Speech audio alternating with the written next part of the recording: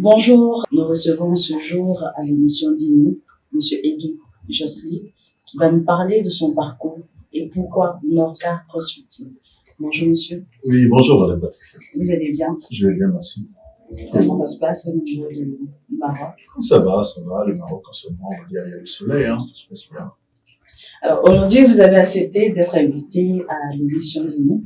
Oui. Ça va permettre aux téléspectateurs d'apprendre à vous connaître un peu plus davantage par rapport à vous et aussi par rapport à votre activité. D'Inou aujourd'hui parle des parcours inspirants pour la jeunesse à venir. Mais déjà, merci pour cette entrevue qui nous permet en même temps de parler de nous, mais aussi de ce que nous faisons comme activité. Je suis Monsieur Edou, Jocelyne Norman, je suis gabonais et je suis le fondateur de Norca Consulting. Et on va dire que c'est une entreprise qui est plutôt basée sur tout ce qui concerne les orientations des étudiants à l'étranger. C'est une entreprise qui est déjà basée au Gabon. Et l'objectif pour nous, c'est d'accompagner les étudiants, d'accompagner les bacheliers sur le bac. On ne fait pas juste l'accompagnement, on commence d'abord avec l'orientation. Parce que déjà au Gabon, lorsqu'un enfant est en seconde, c'est toujours important pour nous d'orienter par rapport à la filière, par rapport à ce que l'enfant veut faire après. Et il y a différents pays où on envoie ces étudiants-là. Il y a déjà le Maroc, comme nous sommes aujourd'hui. Il y a le Sénégal, il y a la Tunisie, il y a la France, il y a les États-Unis, il y a le Canada. Cette entreprise, l'objectif derrière, c'est par rapport à un besoin. Pourquoi? Parce que le besoin, c'est d'abord moi qui l'ai eu. En 2018, j'ai fait mes études ici. J'ai commencé mes études je préfère dire, c'était en 3e année, en informatique, parce que je suis un développeur. Et en arrivant au Maroc, je suis arrivé seul. Il y avait personne pour me coacher. C'était dans une situation pas forcément facile pour moi. Et en arrivant, il y avait un stress parce que je quitte mon pays où je connais tout le monde, je laisse ma famille. Et en arrivant à l'étranger, donc au Maroc, je trouve des personnes qui n'ont pas forcément le même sentiment que moi, mais il faut m'adapter. Il faut faire la carte de séjour, alors que moi, au Gabon, ce sont mes parents qui allaient même à la mairie pour me faire, par exemple, l'acte de naissance. Donc, même les papiers, je connaissais pas. Et on va dire que c'était vraiment pas facile. J'ai peiné pour faire mes papiers. Et en voyant ça, à un moment, je me suis assis. Je me suis dit, mais si je vis ce calvaire, c'est que naturellement, il y a d'autres personnes qui le vivent. Et j'ai dit, en tant que Gabonais, en tant que patriote, en tant qu'étudiant, mais aussi avec des pensées entrepreneuriales, ce que j'aimerais faire, c'est mettre cette entreprise en place pour aussi aider les parents, les étudiants qui ne passent pas cette même situation. Et là, j'ai créé l'entreprise. Et ça a profité à beaucoup. Aujourd'hui, on a ceux qu'on a inscrits dans ces pays-là. Je préfère beaucoup parler du Maroc parce que là, je suis au Maroc avec vous. Ils sont venus, ils sont retournés, d'autres travaillent même déjà et c'est vraiment une fierté.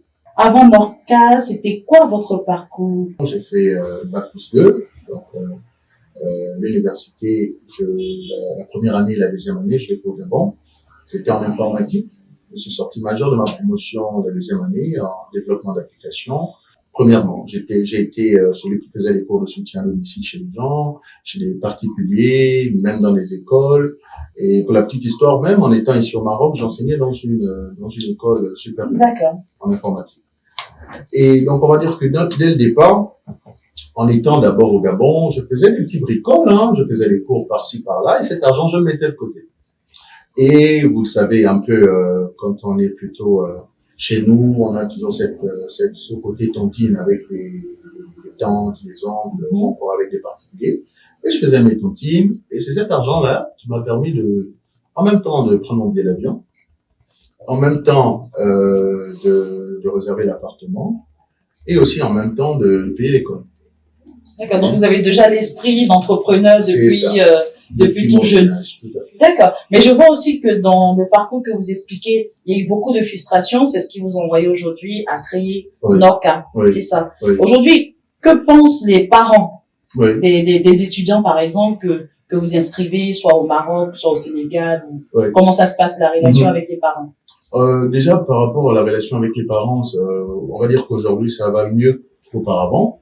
Parce que vous savez, au début, lorsque vous venez à peine créer une entreprise, on se base plutôt sur le vécu, en fait. On se dit, ben, ce jeune, il crée l'entreprise, c'est bien, mais est-ce que c'est pas juste pour de l'argent, ou est-ce que c'est pas juste, en fait, pour commencer aujourd'hui et terminer, par exemple, dans quelques mois? Et il y a plusieurs parents, je veux pas le cacher, qui m'ont aussi conseillé. On va dire que la clarté de l'entreprise aujourd'hui, ou encore la réussite, vraiment, il n'y a pas que moi. Il y a aussi la force des parents. Pourquoi? Parce que dans les débuts, c'était pas facile. Hein. Vous savez, recevoir plus de 50 étudiants qui veulent bien venir à l'étranger, vous devez les guider, vous devez les coacher, etc. Avec la pression, naturellement, des parents, parce que le parent, lorsqu'il envoie son enfant à l'étranger, il n'est pas là-bas. Il veut que l'enfant soit quand même en sécurité. Vous voyez, c'est pas facile. Donc, pour les parents, aujourd'hui, ils sont très contents. Je veux pas vous cacher. On reçoit deux fois des messages qui donnent plus de force à l'entreprise. Pourquoi? Parce que ça soit les parents, que ça soit les enfants, jusqu'à présent, tout se passe bien. Nous, c'est qui est bien parce que Norca Consulting, on est enregistré au niveau des ambassades des différents pays dans lesquels on travaille. Par exemple, ici au Maroc, nous sommes enregistrés à l'ambassade du Gabon à Rabat. Donc, lorsque les enfants arrivent, qu'est-ce qu'on fait? Depuis l'aéroport, on a déjà leurs documents. On fait déjà les papiers à l'ambassade, donc ça veut dire la carte consulaire en tant que Gabonais à l'étranger, la prise en charge au niveau de l'ambassade. Il y a aussi au niveau du bac, ça veut dire que le bac soit en même temps certifié déjà ici. Et après ça, on fait jusqu'à la carte de séjour. Donc on les accompagne jusqu'à la sûreté. Donc la majorité, tous les étudiants, je dirais, ils ont eu leur carte de séjour. Exactement, d'où la question, la mission que vous avez derrière tout ça. En fait, la vision, elle est très large. Pourquoi? Parce qu'il y a plusieurs points qu'on touche et ce sont des points très essentiels pour la continuité en fait de l'étudiant. Vous voyez, en réalité, lorsqu'on commence déjà dès le pays, donc par exemple depuis le Gabon, l'objectif d'abord c'est l'orientation, savoir ce que l'enfant veut réellement faire. Et on ne s'arrête pas simplement là, on se base aussi sur on va dire ça comment, la vie en fait de l'enfant à l'étranger. Ça veut dire que lorsqu'on le prend et qu'il vient à l'étranger, naturellement c'est pour suivre la formation, mais après on n'aimerait pas que son CV s'arrête juste, vous voyez, sur la formation. On aimerait ajouter des petits points qu'on a trouvés essentiels, parce qu'aujourd'hui lorsqu'on postule par exemple dans une entreprise, on ne regarde pas seulement la formation, on regarde les qualités aussi. Vous voyez, par exemple, est-ce que l'enfant parle d'autres langues? Est-ce qu'il maîtrise, par exemple, l'outil informatique? Nous sommes aujourd'hui, comme vous le savez, en 2026, c'est très primordial. Donc, nous, à part la formation de l'étudiant proprement dit, qu'est-ce qu'on fait? On ajoute des formations nous-mêmes. Aujourd'hui, les cours que vous donnez au-delà des universités, ce sont des cours qui visent uniquement les étudiants, ou bien moi, par exemple, si j'ai envie de suivre un cours d'Excel ou voilà un cours de développement personnel, est-ce que c'est possible de participer? Oui, tout à fait, parce que ça ne touche pas que les étudiants, il y a aussi des professionnels, il y a aussi des travailleurs, hein, tout le monde y participe.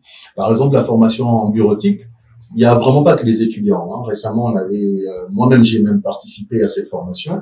C'est une formation, il y avait même des cadres d'entreprise qui voulaient plutôt avoir encore une meilleure expérience sur l'outil Excel. Là, je parle de l'Excel expert, vous voyez. Et c'est profitable pour tout le monde. D'accord, donc c'est-à-dire que tout le monde aujourd'hui, si on contacte Norca Consulting, que nous soyons étudiants, salariés, chercheurs ou quoi que ce soit, et qu'aujourd'hui vous avez envie de poursuivre d'autres cours, n'hésitez pas, Norca Consulting est là pour vous. Sur tout le territoire du Maroc ou uniquement Rabat? Non, c'est vraiment sur, pas juste le Maroc, hein, tous les pays hein, peuvent y participer. Déjà, la formation, on a plutôt l'accès en ligne. Donc, on l'a fait de façon présentielle pour les autochtones, ceux qui sont sur place, mais c'est en même temps en ligne pour tout le monde. On remarque aussi que dans l'activité que vous avez mise en place, il y a certains cabinets concurrents qui aujourd'hui ternissent quand même l'image. Par rapport à cette question, j'ai l'habitude de dire que on a tous une vision, on a tous un parcours, on n'a forcément pas tous les mêmes motivations. Moi, ce que j'aimerais plutôt dire à ces agences-là qui aujourd'hui ternissent l'image de cette entreprise vraiment sur le grand plan, parce que c'est beaucoup d'entreprises, mais en généralité, c'est une seule entreprise qui fait, par exemple, on va dire le même service, Oui. vous voyez. Et ce que j'aimerais dire, c'est vraiment de se baser sur la responsabilité. Un étudiant ou un parent qui se rapproche de Norca Oui. Consulting n'aura pas de regrets. Ah, tout à fait. C'est un suivi de A à Z, de À façon professionnelle, avec des responsabilités. Oui. Je pense que tout le monde est témoin, il a dit. Oui, c'est ça. Oui. En tant qu'étudiant, quelles sont les réalités qu'un étudiant puisse rencontrer, un Gabonais qui Oui. arrive aujourd'hui? Déjà, l'étranger, dans la généralité, on dira que c'est quelque chose de bien. Pourquoi? Parce que c'est quitter d'un point à un autre afin d'avoir une vision plus large, avec des objectifs qu'on aimerait bien atteindre, c'est bien. Mais il y a aussi des obstacles. Donc, voilà pourquoi nous, on exhorte toujours les enfants en disant, lorsque vous arrivez, rapprochez-vous des bonnes personnes. Rapprochez-vous de ces personnes qui ont déjà l'expérience, qui veulent aussi bien vous accompagner afin que vous, vous fassiez un parcours 10 sur 10, comme j'ai l'habitude de dire aux enfants. Quand j'ai parcouru les documents en préparant l'émission, j'ai vu que vous refusez certains profils. Oui. Pourquoi? Oui. Quand on dit certains profils, c'est normal. Pourquoi? Parce qu'il y a une étude qui se fait en fait, depuis le pays, depuis l'agence. Lorsque le parent arrive avec son enfant, naturellement reçoit au début plus d'enfants que des parents. Ça veut dire que l'enfant sur Internet, il voit le site, il voit la publication, il vient à l'agence. Mais que veux-tu faire? Mais non, moi je vais être pilote. Bon, vous voulez être pilote, d'accord? Ben quel est déjà votre bac? Ben non, moi j'ai un bac B ou encore j'ai un bac littéraire. On va dire que ça passe pas. Donc qu'est-ce qu'on fait? On est obligé de faire une orientation par rapport à la filière de l'enfant ou encore par rapport à sa formation. Et ça prend du temps. Maintenant, en termes de profil, j'ai l'habitude de dire qu'on prend pas tous les profils parce que l'étranger, en fait, on ne va juste pas à l'étranger comme ça. Il faut une préparation derrière. Vous voyez? On ne part pas juste parce que j'ai un ami qui est à l'étranger, je vais juste aller comme ça. Non. En fait, il y a une préparation financière, il y a une préparation émotionnelle, et tous ces éléments-là, en fait, on a mis ça en place au niveau du cabinet pour sélectionner les profils qui voyagent. Quelles sont les compétences indispensables pour vous aujourd'hui pour réussir dans ce monde? Oui, merci. Donc, par rapport aux compétences, naturellement, pour réussir, moi, j'ai l'habitude de dire dès le départ que c'est d'abord Dieu. Parce que pour la petite expérience, que ça soit moi ou d'autres personnes, où nous sommes aujourd'hui, c'est d'abord par la grâce de Dieu. Et donc, on confie nos vies à Dieu afin de réussir. La deuxième compétence, c'est aussi de croire en soi. Ça veut dire de croire en nous, en notre capacité. Lorsque on arrive à l'étranger et qu'on se met dans une formation, et même en général, même dans la vie de tous les jours, c'est d'abord de croire en soi, à ce qu'on est capable de faire et de réaliser. Parce que j'ai l'habitude de dire que nous ne sommes pas n'importe qui. Et par rapport à la formation, c'est vraiment de rentrer dans la formation. Ça veut dire de maîtriser ce qu'on aime faire. Si c'est la comptabilité, je dois maîtriser la comptabilité, je dois maîtriser les débouchés. Et tout après, il y a aussi ces petits accessoires tels que la langue, tels que l'informatique. Vous voyez, il y a toujours des petits points qu'on aimerait bien rajouter sur le CV, sur notre vie de tous les jours, pour aussi naturellement s'améliorer. Aujourd'hui, on a beaucoup de diplômés. Oui. Mais ces diplômés-là ont du mal à avoir du travail. Oui. Pourquoi? Oui. Par expérience, parce que récemment, on a fait un sondage par rapport à ça, on a juste constaté que la majorité de ceux qui ne trouvent pas facilement le travail facilement, je le dirais comme ça, c'est parce qu'en fait, on regarde plutôt le côté formation.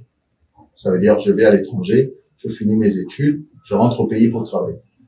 Mais lorsqu'on arrive dans l'entreprise ne regarde pas seulement la formation.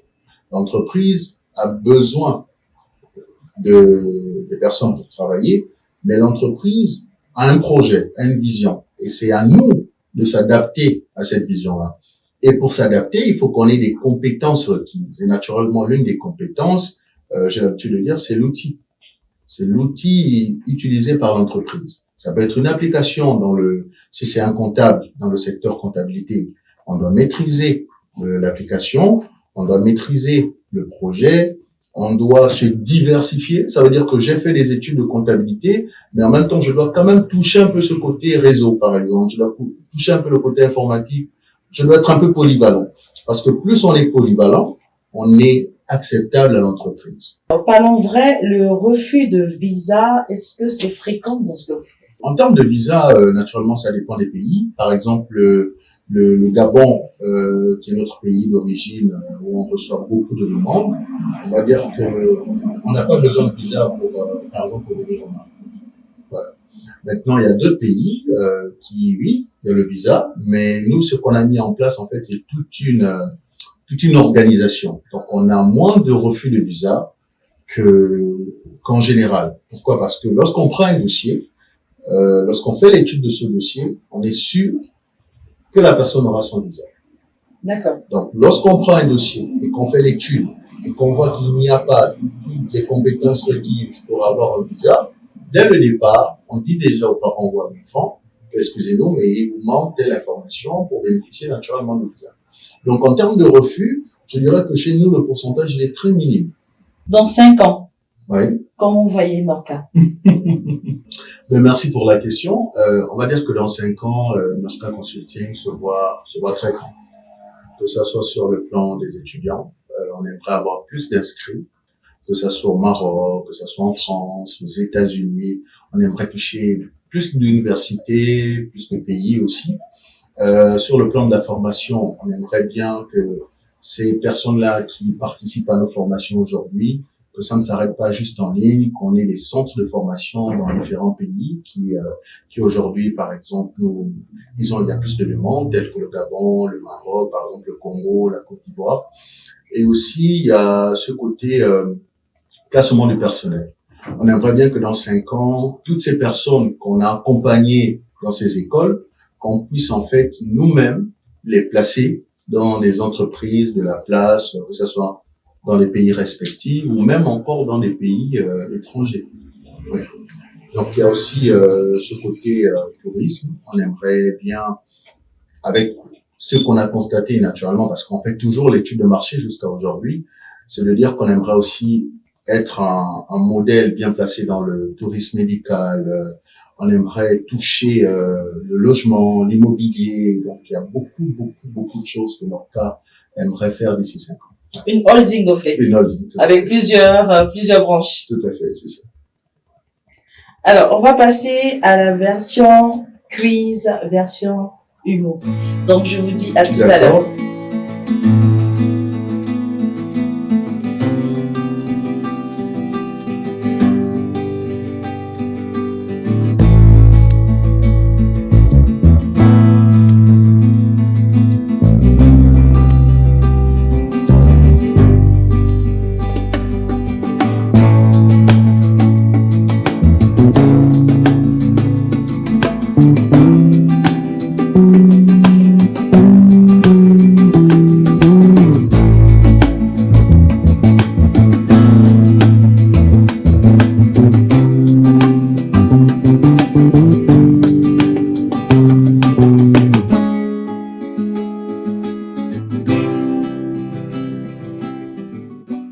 Visa ou Wi-Fi en illimité? Ben, le visa. Diplôme ou argent en espèces? Un diplôme. Oui, un diplôme. Faire le tour du monde tout seul ou avec ta compagne? Oui, avec ma compagne. Faire le tour du monde avec ma compagne. Étudier ou apprendre? Apprendre. Apprendre et étudier, c'est pas la même chose, non? France ou Canada? Canada. Réussite lente ou succès rapide? Réussite lente. Rester au pays ou partir à tout prix? Partir à tout prix. Apprendre Excel ou passer son temps sur TikTok? Excel. Motivation ou discipline? Discipline. Partir à l'étranger rend riche ou c'est avoir les diplômes? Partir à l'étranger et être en même temps riche. Partir à l'étranger renforcement la vie meilleure? Oui. Naturellement, si on est riche. Peut-on réussir sans plan? Non. Un étudiant ne galère jamais à l'étranger? C'est pas vrai. Excel peut changer ta vie? Oui. Oui, oui. Tout le monde est fait pour partir à l'étranger? Non. Il y a d'autres qui doivent rester au pays. Ben merci d'avoir visionné cette interview. Donc je fais un coucou à toute ma famille, hein, je fais un coucou à ma chérie, et en même temps je fais un coucou à tous nos étudiants. Ils me voient, ils sont tous contents derrière la caméra. Je fais un coucou aussi à nos partenaires qui jusqu'à aujourd'hui nous ont fait confiance et tout se passe bien. Je fais un coucou aussi à tous ces dirigeants qui nous font aussi confiance, donc les différents pays avec lesquels on travaille, que ce soit les ambassades. Donc vraiment tout le monde, voilà, gardons le sourire, nous sommes là pour vous, n'hésitez surtout pas. Et naturellement, Norca Consulting n'oublie personne. On aimerait que tout le monde aille de l'avant et nous serons toujours là pour vous. Merci.